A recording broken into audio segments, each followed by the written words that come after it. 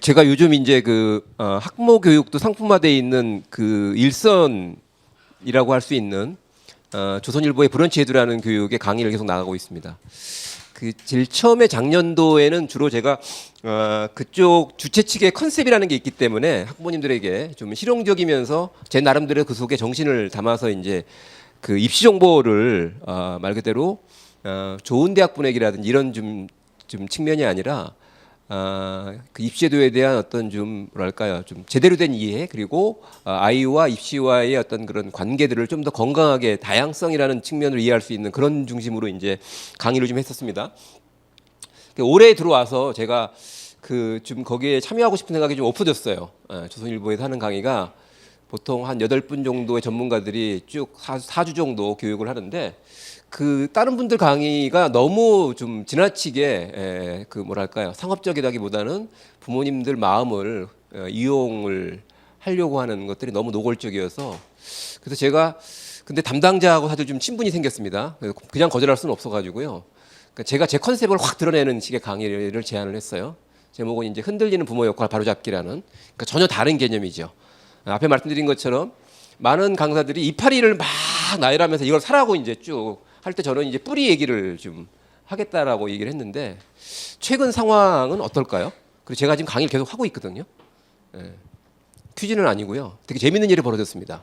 뭐냐면 조선일보에서 저한테 매달리기 시작했어요.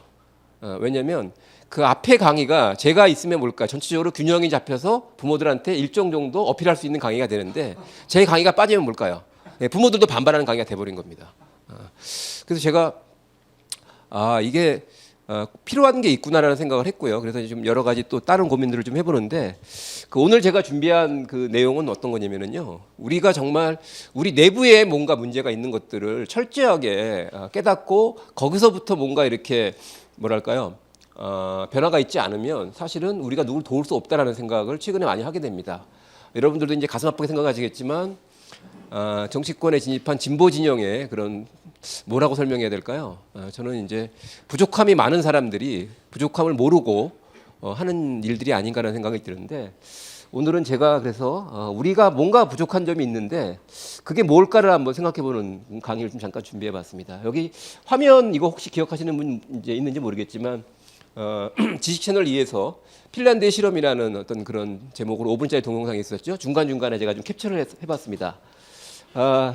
전 세계가 특히 미국과 영국을 중심으로 해서 경쟁 쪽으로 갈 때 경쟁이 필요 없고 협동이 살 길이다라고 주장한 나라가 있습니다. 아시다시피 핀란드고요. 근데 제가 핀란드의 교육개혁의 역사를 최근에 다시 한번 공부를 좀 해보고 있습니다만, 그렇게 긴 역사를 갖고 있지 않거든요. 아시다시피 70년대부터 시작됐다라고 볼 수 있고요. 본격적으로 오늘 우리가 얘기하는 핀란드의 모습은 사실 80년대 중반 이후에 정착된 모습이라고 생각하시면 됩니다. 그러니까 얼마 안 된 거죠. 근데 그들은 이제 중요한 것이 어느 아이의 재능이건 잃어버릴 여유가 없다라는 그런 이제 생각을 가지고, 또 하나 중요한 게 있죠. 학교에서 경쟁만을 배우고 협동을 배우지 못한 아이들이 사회의 미래를 책임진다면 과연 그 사회가 경쟁력을 가질 수 있을까라는, 그러니까 여기서 이제 우리는 경쟁력에 대한 좀 고민을 좀 해보게 되는데요. 핀란드 교육은 실용적인 측면이 대단히 강합니다. 그렇지만 뭘까요?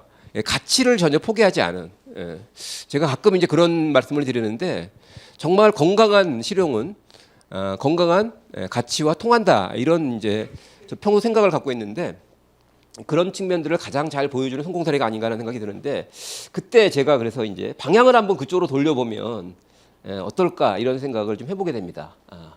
경쟁이 아니라 협동 쪽으로. 제가 먼저 책을 한 권 소개해 드리는데요. 북유럽에서 날아온 행복한 교육 이야기. 여기 오늘 이제 제가 한 권을 갖고 왔습니다. 그래서 이걸 누굴 드리고 가려고 지금 마음 먹고 있습니다.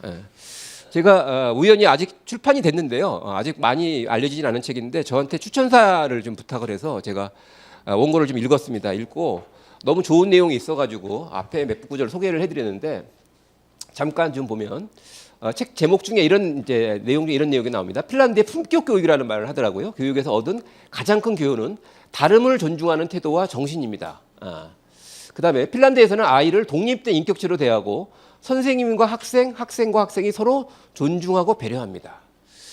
이 말로는 느낌이 전달이 충분치 않을 것 같아요. 근데 핀란드 사회의 가장 제가 생각할 때에 존경스럽기도 하고 부럽기도 하고 뭘까요? 좀 짜증스럽기까지 한 점이 있어요. 그게 뭘까요? 이면이 없다는 겁니다. 책에 나온 내용은 그대로 사회의 모습이 그대로 된다는 거죠. 그러니까 실제로 이게 학교에서 이렇게 또는 사회가 이렇게 운영되고 있다는 점에서 놀라운 사회라고 보는데요. 이 책 내용을 몇 가지 좀 정리해드리면 제가 이 사진 보고요, 정말 확 깼습니다. 잠깐 보여드리면 책에 나오는 이제 그 대목입니다. 이 책의 저자는 대만 사람이고요, 학부모인데 핀란드에서 아이를 직접 키운 경험이 있고요. 나름대로 이제 핀란드의 경험을 정리한 건데 엄마와 아이가 나누는 대화입니다. 엄마 왜 몇 개만 골라서 걸어요? 우리 반에서는 모든 아이들의 작품을 교실 복도에 다 걸어요. 이렇게 돼 있어요. 우리는 어떻죠? 그러니까 있긴 하죠. 최근에 나오기 시작했죠. 그렇죠? 그러면서 아이가 이런 얘기를 해요. 엄마 이런 게 바로 공평한 거다라는 거죠. 자기가 노력해서 만든 건 원래 다 같이 봐야 맞는 거 아니냐 이런 얘기를 하고 있습니다. 실제로 저는 우리나라 아이들이 대단히 요즘 이제 폭력 문제부터 시작해서 다양한 문제를 우리 사회에 던지고 있죠. 그걸 우리가 어떻게 봐야 될 거냐라고 했을 때 정말 오해하면 안 된다. 왜 그들이 그럴 수밖에 없는지를 정확하게 이해해야 된다라고 생각을 하는데 그때 이 핀란드의 현재 모습이 그런 우리 현실을 깨닫고요, 자신을 돌아보는 데 있어서 대단히 중요한 시각을 제공하고 있다고 생각을 합니다. 이런 가정을 한번 해보게 되더라고요.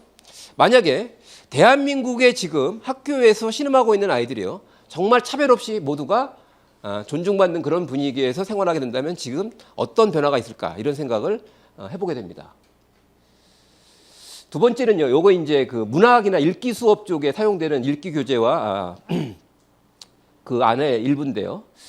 요것도 이제 일종의 교과서입니다. 교과서인데 되게 우리하고는 좀 다른 느낌이죠. 그러니까 수업 장면에 대해서 이제 아이가 하는 대목을 잠깐 소개해드리겠습니다. 이건 제가 쓴 이야기인데요. 제가 맨 처음에 시작을 했고 반 아이들이 그 뒷이야기를 각자 이어나갔어요. 이야기가 어떻게 진행되었는지 보고 있어요. 끝은 제가 맺을 거예요. 이런 이제 방식의 수업이죠. 아시다시피 이제 핀란드 교사들은 핀란드 교육개혁 이후에 석사학위 이상 소지자들로 해서 단순히 학력을 높인 것이 아니라 그들의 전문성과 특히 학생 중심의 다양한 수업에 대한 그런 이제 전문성을 소위 집단 지성 차원에 높이기 위한 노력들을 하고 그게 큰 성공을 거둡니다. 이제 그러다 보니까 정말 다양한 수업들이 진행되고 있죠. 이런 생각이 또 들더라. 이걸 딱 보면서 만약에 우리나라 현재 수업도요, 아이들이 직접 참여하면서 재밌게 할 수 있는 수업으로 달라진다면 과연 좋은 아이들이 있을까 이런 생각을 해보게 됩니다.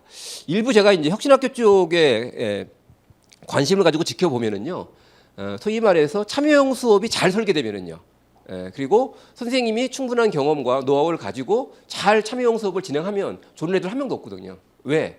좋다는 얘기는 뭘까요? 전제가 있죠. 누가 떠드는 사람이 있고 난 듣는 사람이야. 그럼 좋은 거죠. 내가 할 일이 있어. 줄 수가 없는 거죠. 참 우리 교실의 문제를 또 우리 아이들이 공부하면서 얼마나 고통받고 있는가를 한번 생각해 볼 수 있는 그런 대목인 것 같습니다. 수영장인데요. 수영장에 수영을 배우는데 여기서도 좀 진짜 좀 부러울 정도로 철학이 있더라고요. 잠깐 보겠습니다. 여기서는 어떤 동일한 동작을 반복 훈련을 시키는 것을 중시하는 것이 아니라 아이들이 할 수 있는 방법으로 일정 거리를 완주하도록 격려하고 아이들이 원하는 대로 영법 또한 자유자재로 바꿀 수 있게 하는 방식으로 수업을 한대요. 얼마나 빨리 헤엄치는지 정확한 자세를 지키는지는 중요하지 않습니다. 아이들이 진정으로 물을 두려워하지 않고 자유롭게 호흡하며 물과 함께 있는 동안 즐거워하면 그만이니까요. 이런 생각을 갖고 있어요. 여기 보면 이런 대목이 나오죠. 아이들이 즐거워하면 그만이니까요. 이런 생각을 갖고 있습니다.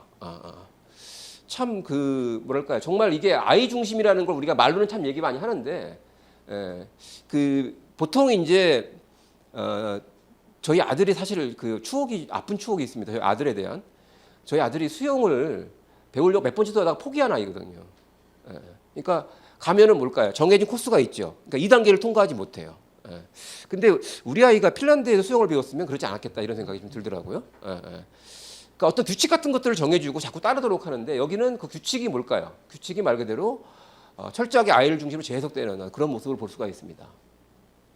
또 하나 이 장면은 이제 중학교 과정의 학생이 수업 중에 학교를 이제 벗어나서 직업 체험을 하는 과정인데 이 친구는 이제 설계 쪽을 선택을 했습니다. 설계 쪽을 선택해서 직접 가서 설계사무소에서 일을 하는데 장면인데 질문을 했어요. 너 이 설계 쪽 일을 선택한 이유가 뭐냐? 거기에 이제 답을 하기를 일해보니까 어떠냐 그랬더니 제가 이 일을 선택했는데 해보니까 생각했던 것과 상당히 비슷해가지고 앞으로 이쪽으로 계속 내가 노력을 하면 좋을 것 같다라는 생각을 한다 이런 얘기를 하고 있습니다.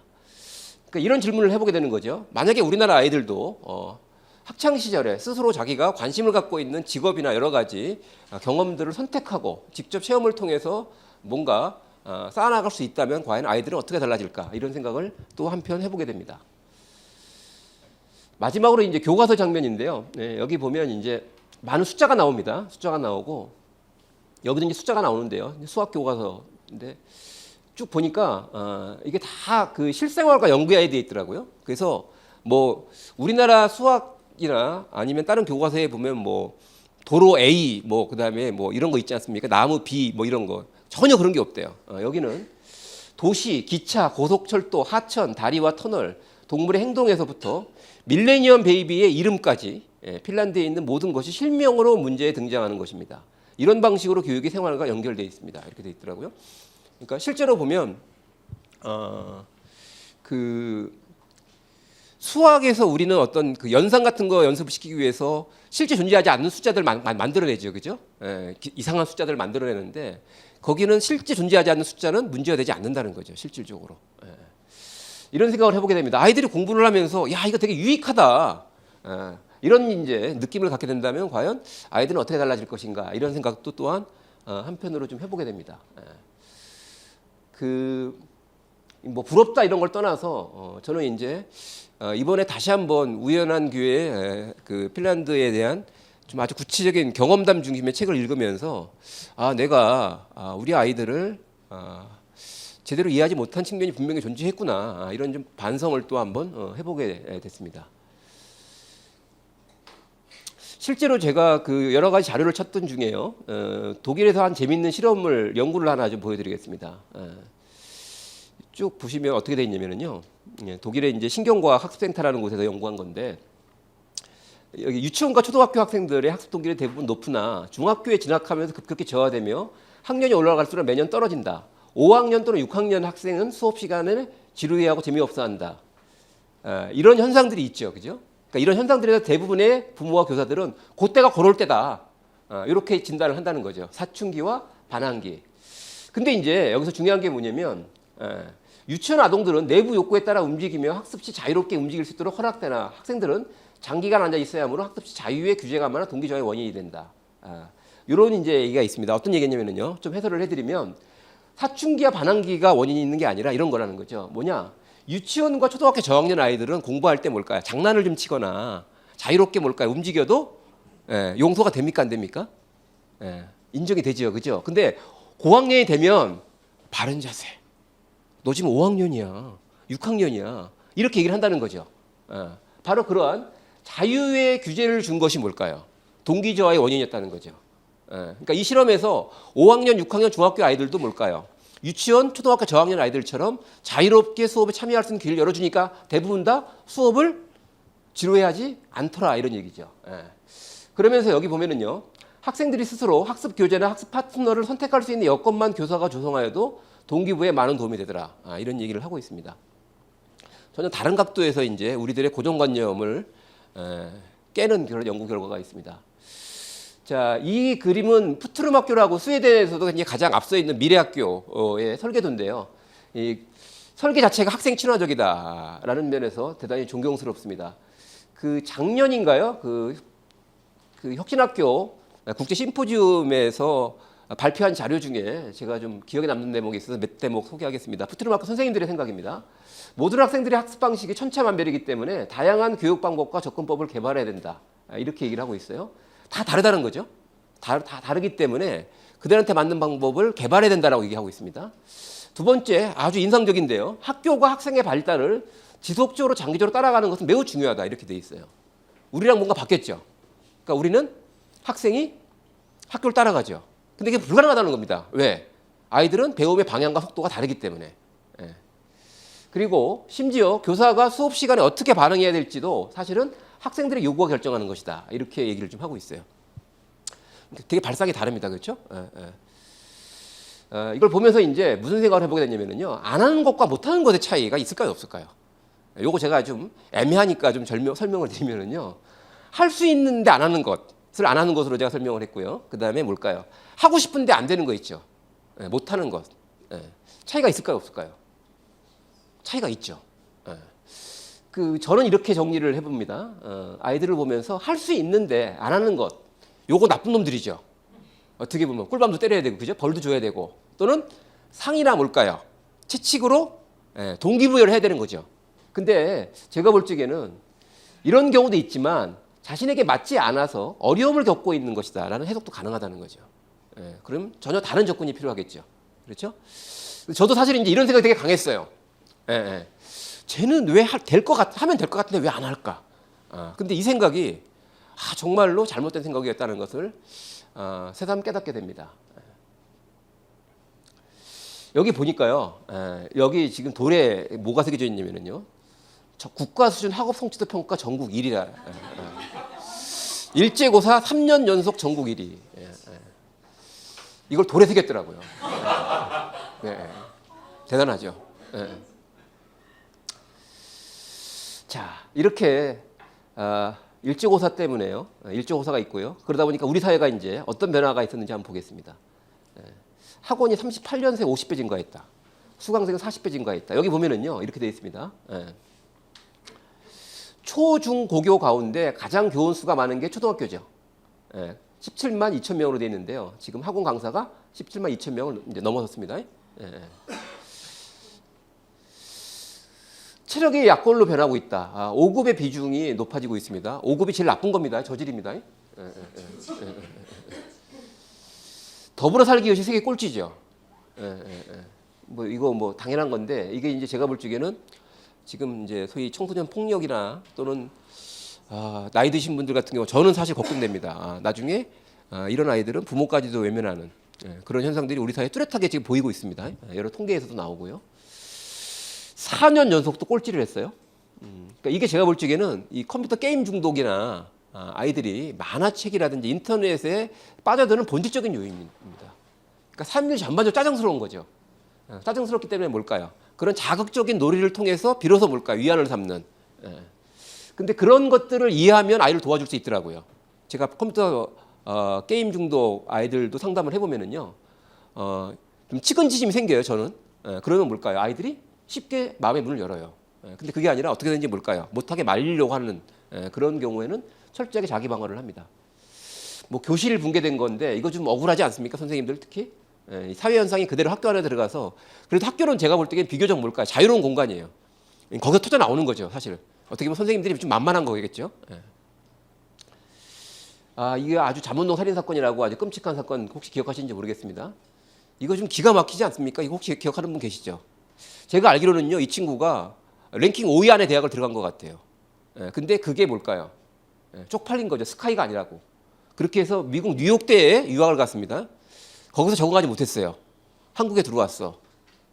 그러니까 창피하니까 뭘까요? 밖을 못 나가. 그러니까 칩거하다가 그때 게임 중독에 빠진 거예요. 언론에는 원래 게임 중독이었다고 얘기하는데 그게 아니더라고요. 확인해 보니까. 게임을 막 하다가 이제 어느 날 갑자기 뭘까요? 살인 충동을 일으켰어. 느꼈어. 칼 들고 나가갖고 뭘까요? 길 가다가 찔른 거죠. 그 이전까지 이 집안은 뭘까요? 평온한 가정이었습니다. 강남에서 중산층이었고요. 이거 생각하고 싶지 않죠. 뭐 이런 일도 있고요. 또 이것도 혹시 기억하십니까? 시험 절도 사건까지 벌어졌죠. 그러니까 이제 이런 거 보면서 고민하게 되는 거죠. 언제까지 이렇게 가야 되나? 근데 이렇게 가면 안 된다는 부분에 대부분 다 동의하는 것 같아요. 대한민국 국민이라면. 근데 그러면 언제까지 이렇게 가고 그 다음부터 좋아질까? 여기에 대해서는 뭘까요? 아무도 확신을 못 갖는 이런 상황이 아닌가. 그게 우리의 안타까움이 아닌가 이런 생각을 좀 해보게 됩니다. 재밌는 제가 동영상 하나 보여드리겠습니다. 두 개의 상반된 모습이죠. 일단 뭐 가장 마음에 남는 것은 이 아이 엄마가 제일 마음에 남아요. 이 장면을 혹시 봤으면 예, 남자아이 엄마가 제일 마음에 걸립니다. 근데 이것도 되게 중요한 게 있는 것 같아요. 그러니까 우리가 신뢰를 한다는 게 되게 중요하지 않습니까? 어떤 문제를 일으켜도 신뢰가 있으면 뭘까요? 희망과 기대를 가질 수 있고 도움을 통해서 정말로 뭘까요? 회복할 수 있습니다. 근데 우리는 보통 보면 우리 눈에 어떤 장면이 보이죠? 이 장면은 안 보이죠, 그죠? 주로 이렇게 보는 거죠. 이게 문제인 것 같습니다. 근데 최근에 그 인간의 도덕성에 대한 연구들이 좀 있어요. 그게 본성이냐 아니면 훈련된 양육의 결과냐. 근데 본성에 기반하고 있다는 연구들이 나오고 있습니다. 또 하나 재밌는 실험이 있는데요. 생후 10개월 정도밖에 안 된 아이들한테 나쁜 네모와 착한 세모를 보여준 겁니다. 이거 기억하시는 분 계실 거예요. 그 나쁜 네모는 뭐냐면요. 이 동그라미가 위로 올라가려고 그러잖아요. 그죠? 근데 계속 밑으로 밀어내려요. 착한 세모는 뭘까요?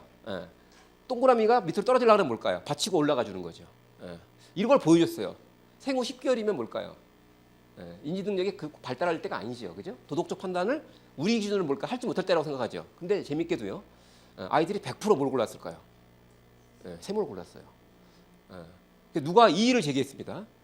색깔이 비슷하니까. 그래서 뭘까요? 도형의 모양과 색깔을 다 바꿔봤어요. 근데 100%입니다. 아이들이 착한 세모를 골랐어요. 근데 중요한 게 있죠. 근데 우리 눈에는 이게 보입니까? 안 보입니까? 안 보이죠. 그래서 일단 제일 중요한 게 뭐냐면 우리가 이 대한민국의 소위 불신의 문화에 살아왔지 않습니까? 그러니까 우리가 인식을 하죠. 그럼 우리 내면에는 신뢰의 문화가 있을까요? 불신의 문화가 있을까요?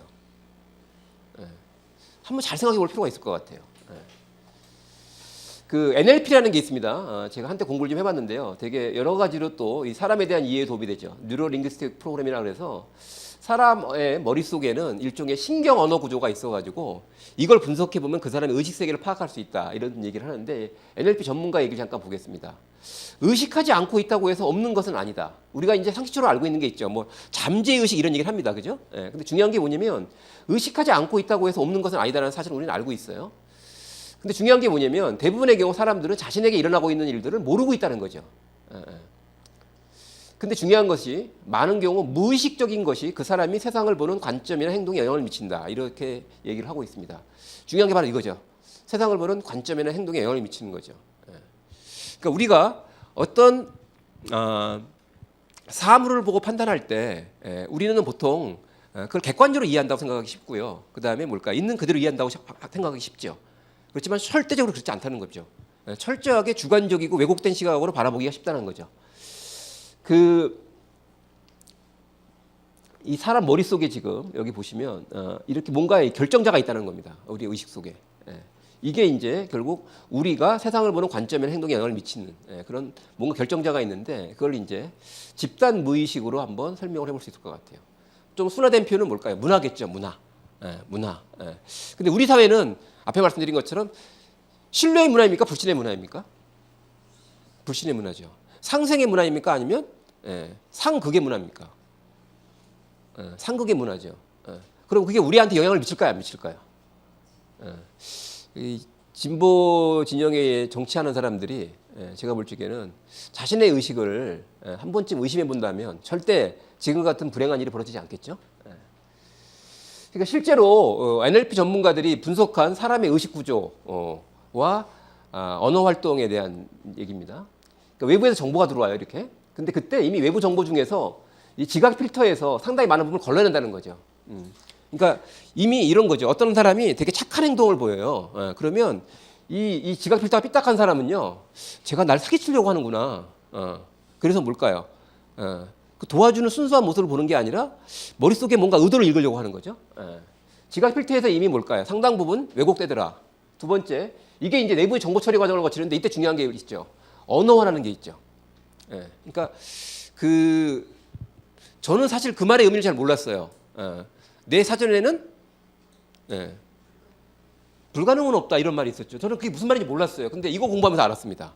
그러니까 무슨 얘기냐면 어떤 현상을 볼 적에 중요한 게 그 사람의 경험과 다양한 의식 세계를 표현하는 언어들이 다르다는 거예요. 그러니까 사람들 머릿속에 있는 어휘가 다르다는 거예요. 어휘집이. 그러니까 어떤 사람은 말 그대로 진짜 불가능이라는 게 뭘까요? 미약하거나 없는 거죠. 실패하면 불가능 이게 아니라 뭘까요? 실패하면 재도전. 이런 언어 구조가 작동을 한다는 거죠. 그런 언어 구조의 변화가 있을 수 있다는 거죠. 그리고 이게 이제 내부에서 저장을 내는데 표상 체계를 거친다. 이건 뭘까요? 독특한 그날만의 문화 같은 것들이 있죠. 그리고 마지막에 준거 체험, 자신의 경험과 연관이 되겠죠. 그리고 이것이 다시 한번 정리를 거쳐서 뭘까요? 말과 행동으로 드러난다. 이 되게 복잡한 구조를 가지고 우리가 우리의 의식을, 우리의 생각을 뭘까요? 설명해 볼 수 있는 이론들이 있습니다. 제가 이걸 갖다가 한번 쉽게 설명해 볼게요. 이게 뭘까요? 모나리자 맞습니까? 저랑 내기할까요? 슬기한 사람이 내기할까요, 저랑? 모나리자가 아니거든요, 이게. 이게 바로 이 언어 프로그램의 작동 원리입니다. 무슨 얘기냐면 컴퓨터 같은 경우 보면은요, 인터넷에서 우리가 전용선이 아무리 빠르더라도 뭘까요? 모든 걸 다 그때그때 다운받으면 안 되죠. 그래픽 같은 거 이미지 중에 뭘까요? 자주 들어가는 사이트는 하드에 저장을 해놓죠.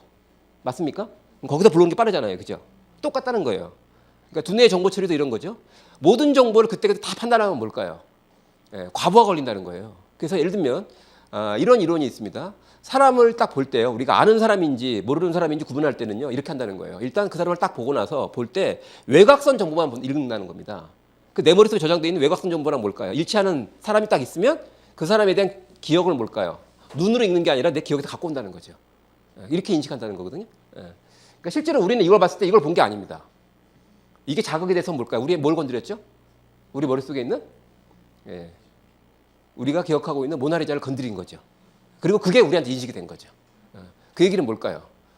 우리 인식은 지극히 왜곡될 수밖에 없다라는 거죠. 그러니까 이렇게 작동하는 거죠. 이렇게. 그러니까 우리가 상대방에 대한 신뢰가 있다. 근데 정말 진짜로 신뢰하느냐? 아닌 것 같아요. 저도 반성을 많이 합니다. 상대방에 대한 믿음이 있다라고 말로는 얘기하는데 그 사람을 바라볼 때 내 마음속에 뭘까요? 불안한 마음이 있어. 이 얘기는 뭘까요? 신뢰하지 사실상 못하고 있다라고 볼 수 있겠죠. 그 또 하나 재밌는 제가 외국 기사를 하나 본 적이 있습니다. 이 제목이 뭐냐면요, 동물도요 센스를 갖고 있대요. 뭐에 대한? 페어니스와 저스티스에 대한. 그러니까 원숭이에게도 정의로움이 있다는 겁니다. 그러니까 이런 실험하는 사람이 되게 재밌죠. 어떤 사람들이 이런 실험을 할까? 이건 어떤 거냐면요, 원숭이를 대상으로 실험을 했습니다. 게임을 하는 거예요. 가위바위보나 이런 게임을 해가지고 룰을 정해서 뭘까요? 보상을 해주는 거죠. 원숭이가 학습 능력이 있으니까 가위바위보에서만 자기가 이기면 뭘까요? 바나나를 주는 거죠. 근데 그렇게 막 규칙적으로 해요. 규칙적으로 하다가 규칙을 인간이 바꿔버립니다. 이겼는데 안 주거나 이런 뭘까요? 원숭이들이 항의한다는 겁니다. 그 불공정함에 대해서. 먹이를 줘도 안 먹고요. 실제로 그런 연구 결과가 있습니다. 재밌는 사진 하나 소개해드리겠는데 이 사진이 혹시 뭔지 잘 모르시죠? 중세 유럽에서 아이를 키울 때 신생아를 낳으면 이렇게 묶어놨대요. 그 당시 이 신생아는 그 당시 사람들의 인식은 뭘까요? 악마의 화신이라는 인식이 있었대요. 맞습니까? 그런 인식이 있었답니다. 그래서 뭘까요? 헐결치게 놔두면 안 되니까 뭘까요? 꼭꼭 묶어놓는 거죠. 애가 태어나면. 그리고 또 중요한 게 있죠. 엄마가 키우는 게 아니라 반드시 돈이 있으면 보모가 키우게 하죠. 그래서 그 당시 영화나 이런 거 보면 또는 뭐 이 광기 뭐 이런 거 있죠, 그죠? 대부분의 경우 이런 육아 시절에 충격의 저는 산물이라는 생각이 해석이 되더라고요. 그러니까 이렇게 애를 묶어놓고 있다가요, 이제 자기 아이도 아니잖아요. 유모가 키우면 그러면 떠들면은요 벽에다 걸어놓는데 못에다가 이렇게 해서 쭉 걸어놓는데요. 그러니까 이렇게 뭘까요? 이 존엄성이 있는 인간에 대한 이해도요, 우리가 어떤 고정관념에 빠지면 뭘까요? 달라질 수 있죠. 또 재밌는 것 중에 이런 게 있습니다. 그 영국 중세에 그 미인의 기준 중에 이런 게 있었대요. 그 당시에는 머리 있죠, 머리. 헤어스타일이 얼마나 높으냐. 헤어스타일의 길을 가지고 미인을 판단하는. 근데 진짜 그때는 뭘까요? 그 이뻐 보였답니다. 실제로. 그래서 어떻게 하냐면은 이 안에다가 나무 같은 걸 뭘까요? 지주대 같은 걸 세워가지고 높이 올렸대요. 그래서 심지어 어떤 사람 머릿속에는 그 사이에서 쥐가 살았다라 이런 기록도 있습니다. 그 공간 안에서. 제가 제일 존경하는 분이죠. 누굴까요? 그렇죠. 그러니까 이분의 마음은 제가 볼 때 인간에 대한 존엄성을 동물에게도 그대로 뭘까요? 적용한 분이죠. 그렇지 않습니까? 제가 그 나중에 기회가 되면 그 동영상도 제가 하나 구했는데 말 있지 않습니까? 말? 그러니까 말의 의사소통을 관찰해가지고 100% 파악한 사람이 있더라고요. 놀랍죠, 정말로. 그러니까 그들의 의사소통을 있는 그대로 읽어낸 겁니다. 그렇게 해서 야생말을 뭘까요? 친구 다루듯이 다뤄요. 그러니까 그 어떤 소리와 행동, 뭐 어깨 뭐 이런 거 가지고요 의사소통을 완벽하게 이제 해독해낸 거죠. 그러니까 실제로 보면 우리가 상대방을 이해한다는 것은 우리의 어떤 뭐랄까 고정관념 또는 우리가 갖고 있는 부정적인 생각으로도 벗어나서 그들을 존중하는 있는 그대로 이해하려고 하는 말 그대로 존중이라는 걸 기본으로 했을 때 가능하다라는 생각이 드는 거죠. 다시 한번 여기로 와보겠습니다. 여기 보면은요, 근데 중요한 게 뭐냐면 이런 캐치플레이즈가 써 있네요. 적극적인 자세가 기적을 만든다 이렇게 돼 있습니다. 이거 참 지금부터 이제 한번 우리 머릿속으로 한번 세탁을 한번 해보겠습니다. 혹시 이 생각에 대해서 거부감을 갖고 계신 분 계세요? 그냥 이 문구 자체만 가지고 별로 없으시죠? 조금 더 가보겠습니다.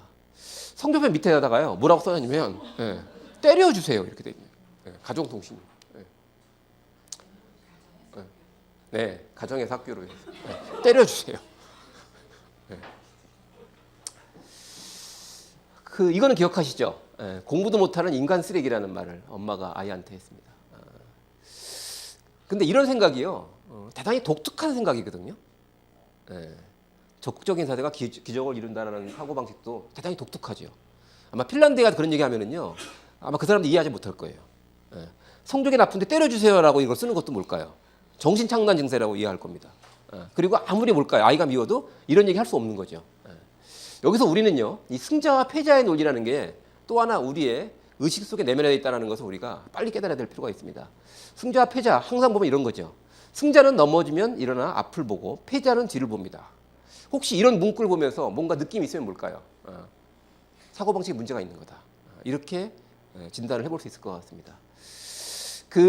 이런 다른 사고방식도 있습니다. 부진한 아이가 있으면 이유가 반드시 있고 그 이유를 찾아 해결해주고 스스로 잠재력을 발휘할 수 있도록 도와주는 것이 교육의 역할이다. 되게 다른 거죠. 결국 부진한 책임을 누구에게 돌리느냐의 문제인 것 같아요. 부진의 책임을. 이 적극적인 자세가 중요하다는 얘기는 뭘까요? 공부 못하는 놈은 넌 자식아 적극적이지 않으니까 이러면 끝나는 거죠. 그죠? 그리고 이런 부정적인 사고방식을 갖고 있다고 생각하는 게 뭘까요? 그것도 일종의 뭘까요? 책임 전가의 수단이죠. 저는 이런 사고방식이 오해라고 보는 거고요. 이게 진실이다. 어떤 아이가 있으면 반드시 그 아이를 있는 그대로 이해하는 것이 그 아이를 돕기 위해서 필요한데 그때 우리는 일단 진실에 접근할 수 있어야 된다. 그리고 우리가 갖고 있는 이런 뭘까요? 소위 말해서 근대적 사고방식의 한계를 뛰어넘어야 된다고 생각을 합니다. 어떤 사람이요, 승자와 패자를 비교한 아주 멋진 글을 써놨습니다. 승자는 패자보다 더 열심히 일하지만 항상 시간에 여유가 있고 패자는 승자보다 게으르지만 늘 바쁘다 바빠. 쭉 갑니다. 승자는 달리며 계산하고 패자는 출발도 하기 전에 계산부터 한다. 이 논리를 우리가 수용하면은요, 사실은 제가 볼 적에는 누굴 도울 수 없을 것 같아요. 저는 이건 오해라고 봅니다. 진실에 접근할 필요가 있죠. 제가 제 사고방식에 엄청난 전환을 준 논문 하나 소개해드리겠습니다. 이거 전에 소개해드린 적이 있었는지 잘 모르겠는데 이게 어떤 거냐면요, 원숭이 손바닥입니다. 이게 사람 손바닥이 아니고요. 여기 보면 이제 표시가 돼 있죠, 이렇게. 표시가 돼 있는 부분을 갖다 콕콕 찌르는 거예요, 이렇게. 콕콕 찌르면 그때 뇌에 어떤 특정한 부위가 반응합니다, 그죠? 뇌 지도를 그려놓은 겁니다. 근데 여기가부터 여기까지가 지금 없죠. 이건 뭐냐면 이 부분을 잘라버린 겁니다. 잘라가지고요, 요 잘라진 손가락 부위를 담당하던 원래 두뇌 부위가 있었겠죠. 두뇌 부위가 이 손가락을 자른 이후에 어떻게 달라졌을까 연구한 거죠. 되게 냉정하게 반응하시네. 다른 데 가면 막 우와 이러시는데 끔찍하다고 그러죠. 너무 분위기가 진지합니다 지금. 자, 우리가 이제 여기서 한번 이 질문에 대해서 우리가 일단 논리적 추론이 가능하죠. 첫 번째는 어떤 추론이 가능할까요? 손가락이 없어졌으니까 두뇌도 없어졌다. 뭐 이런 추론도 가능하죠, 그죠? 두 번째, 하던 역할이 사라졌죠. 손가락이 없어졌으니까. 그러니까 두뇌가 놀고 있다. 이런 추론도 가능하죠. 또 어떤 추론도 가능할까요? 다른 일을 하고 있다는 추론도 가능하죠. 근데 연구 결과 확인된 것은 세 번째였습니다. 다른 일을 하고 있다는 거죠. 이게 정말로 놀라운 연구 결과거든요. 그러니까 이 이전까지 두뇌 이론의 소위 말해서 기존 학설은 국지론이라는 거였어요. 뭐냐? 두뇌는 태어나면서부터 어떤 고정된 기능을 담당하고 있다라는 거였거든요. 근데 이 연구 결과를 통해서 그동안에 그런 국제론으로 해석되지 않은 많은 일들이 뭘까요? 정확하게 이해가 된 겁니다. 실제로 그런 사례들이 있었거든요. 뇌에 한쪽이 없어요. 근데 정상적으로 살았거든요. 설명이 안 되잖아요, 그거. 그 다음에 여성은 어느 뇌가 발달돼 있고 남성은 운동뇌가 발달돼 있다. 좌뇌, 우뇌 이런 것도 있죠. 근데 바뀐 사람도 많거든요. 그러니까 이런 것들을 설명할 수 없었던 거죠. 그래서 이제 이런 연구가 진행된 겁니다. 진행된 결과가 뭘까요? 두뇌는 지 멋대로 역할을 바꾸더라라는 겁니다. 여기서 이제 이 이론을 갖다가 두뇌 가소성 이론이라고 얘기합니다. 제가 발음을 생략하는 걸 양해해 주시기 바라고요. 자, 이 두뇌 가소성 이론을 적용해서 일단 의학 분야에서 놀라운 성과들이 나오고 있습니다. 여기 보시면 이 여자아이인데요. 눈을 가렸는데 이 여자아이는 선천적인 뇌성마비 아동입니다. 뇌성마비 아동인데 오른쪽 팔은 정상에 가깝고요. 왼손이 심하게 마비가 되어 있어요. 근데 이제 이 치료법의 원리는 그겁니다. 이걸 갖다 강제 유도 치료법이라고 그러거든요. CIO법이라고 그러는데 이 멀쩡한 오른쪽 팔을 묶어버리는 겁니다. 이렇게 묶어버리고 못 쓰게 만들어요. 못 쓰게 만들면서 뭘까요? 마비된 팔을 움직이게 합니다. 중요한 것은요.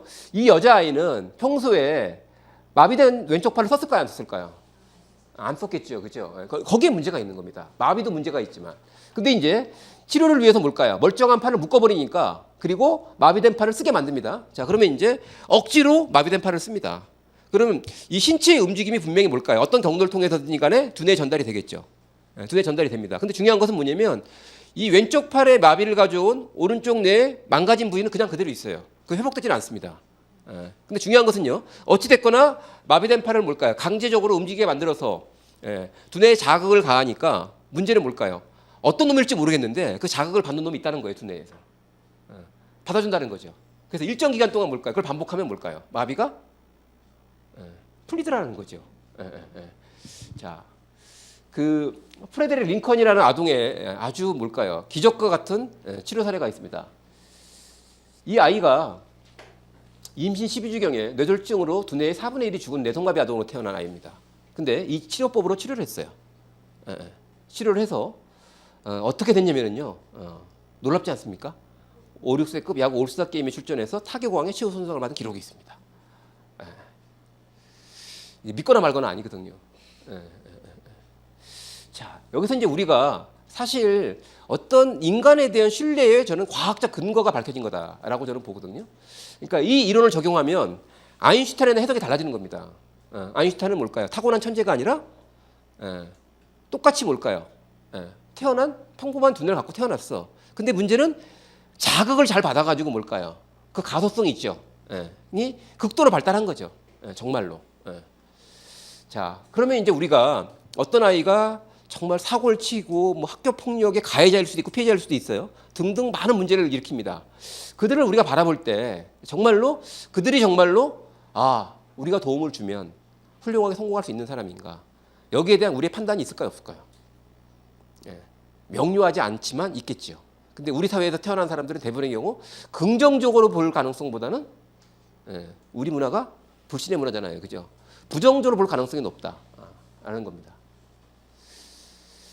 이 자기주도 학습에 대한 이제 그 책도 많이 나오고요, 논문도 많이 있습니다. 근데 이게 정말 제가 볼 적에는 오해가 있어요. 어떤 오해가 있냐면 이 사람이 이제 칸트라는 사람이죠. 칸트가 이제 소위 이성이라는 걸 주장했습니다, 그죠? 이성. 신이 지배하던 사회에서 인간에게 이성이라는 게 있다. 그리고 그 이성이라는 것이 독특하게 이런 메커니즘이 작동하고 있더라. 이 얘기는 뭘까요? 그 당시로서는 엄청난 진보죠. 그죠? 신의 논리가 아니라 인간의 독특한 논리를 주장했기 때문에. 근데 이 사람이 생각한 인간의 이성은요, 이런 거였습니다. 자율적이고요. 그러니까 이 자율적이라는 건 뭘까요? 신으로부터 자율적이라는 얘기죠. 두 번째는 뭘까요? 합리적이야, 대단히. 그리고 뭘까요? 보편적 이성을 주장했죠. 이 책들이 다 칸트 철학에 기반해서 쓰여진 것들입니다. 제가 분석을 해보면. 자, 그러면 노을이 상담넷의 철학은 뭘까요? 요걸 반대로 틀면 되겠죠. 그죠? 자율이 아니라 뭘까요? 관계 속에서. 그 다음에 합리적인 게 아니라 뭘까요? 감성적이라는 거죠, 인간은. 그리고 보편적이기보다는 뭘까요? 어떤 맥락 속에서 이해하는 것이 진실이다라는 겁니다. 요게 이제 근대적 사고방식에 빠지면은요, 잘하고 못하고를 뭘까요? 다 개인의 문제로 돌리는 그런 경향이 생기는 거죠. 그렇지 않을까요? 근데 그게 진실이 아니라는 겁니다. 실제로 앞에 제가 핀란드 사회에 보여드리는 건 뭘까요? 그들은 다양한 관계 속에서 감성적으로 존중받으면서 뭘까요? 전혀 다른 맥락에서 살아가는 아이들이죠. 한국 아이들이 정말 문제가 심각하고 핀란드 아이들은 정말 우수한 아이들일까? 이렇게 보기 어렵죠. 그렇지 않습니까? 근데 만약에 이런 거죠. 그걸 딱 떼내가지고 뭘까요? 그런 관계와 맥락에서 아이를 분리시켜서 열심히 노력하는 아이, 적극적인 아이, 공부 잘하는 아이, 똘똘한 아이와 한심한 아이. 이렇게 뭘까요? 비교하는 게 우리한테는 뭘까요? 너무 익숙하지 않습니까? 거기서 제가 볼 때는 진실이 아닌 왜곡이 발생한다. 이렇게 생각을 해볼 수 있을 것 같습니다. 혹시 이거 기억하세요? 인간의 진화라고 한때 유행했던 나라마다 진화의 모습이 다릅니다. 첫 번째는 어떤 나라일까요? 이 나라. 이렇게 진화된대요. 당연히 차이나 아니겠습니까? 두 번째는 요거 이제 맥주입니다. 맥주. 독일이죠. 이거는 알겠죠? 인도. 요건 뭘까요? 캐나다랍니다. 캐나다. 이 나라는 어떤 나라일까요? 그렇죠. 아메리카. 이렇게 진행합니다. 자, 그럼 여기서 이제 중요한 게 있습니다. 우리가 정말로 아이들을 이해할 때요, 정말 조심해야 될 게 있어요. 아이들에 대한 무한 신뢰를 보내도요, 아이들이 하는 모습을 보면 뭘까요? 그 신뢰를 깨거든요. 신뢰를 깹니다. 저 배신 무지하게 당하거든요. 부모님도 마찬가지야. 결국 대한민국 학생은 어떻게 진화됐을까요?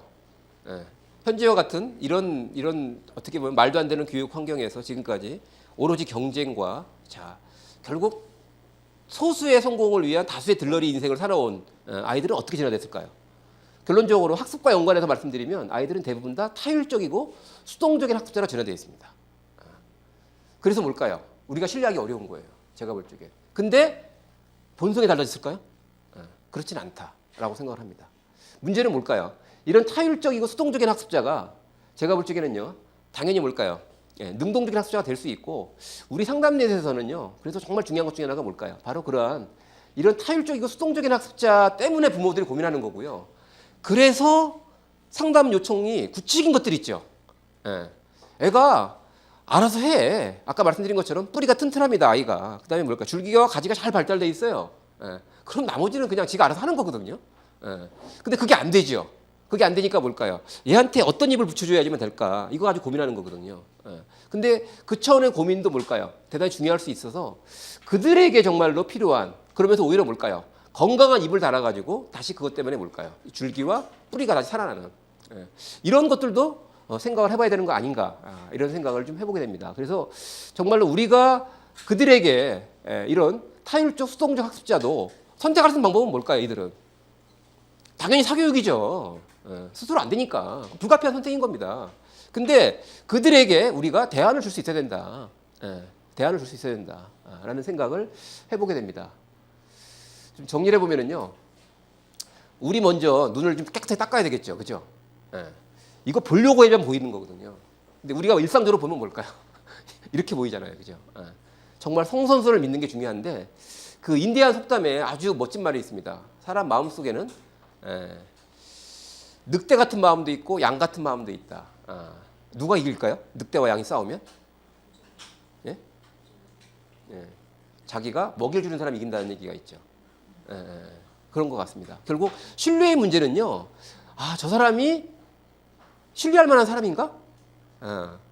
이건 아니라는 거죠. 신뢰의 문제는 나의 문제라는 겁니다. 나의 문제. 내가 정말 믿고 싶으면 믿는 거고요. 믿기 싫으면 믿지 않는 거죠. 근데 제가 앞에 말씀드린 것처럼 최근에 두뇌과학 연구 결과는 뭘까요? 인간은 신뢰할 수밖에 없는 존재이다. 그리고 그것은 우리가 단편적으로 봤을 때 종교적 관점을 떠나갖고 여기까지 왔죠. 진화돼 왔죠. 그만큼 위대한 존재다라는 거죠. 또 하나 중요한 게 바로 이거죠. 이 승자와 패자의 논리 있죠. 이 근대적 사고방식. 성공과 실패를 뭘까요? 개인의 자질이나 노력으로 설명하는 그 이론을 극복을 해야 될 것 같습니다. 노래 상담넷이 제가 볼 적에는요. 결국 우리가 어떤 관계 속에서 감성적인 존재로서 맥락을 가지고 이해하지만 오해하지 않을 수 있다. 진실에 가까운 이해가 가능하다라는 거고요. 또 한 가지는 결국 한국 학생들은요. 많이 망가졌겠죠. 사실은.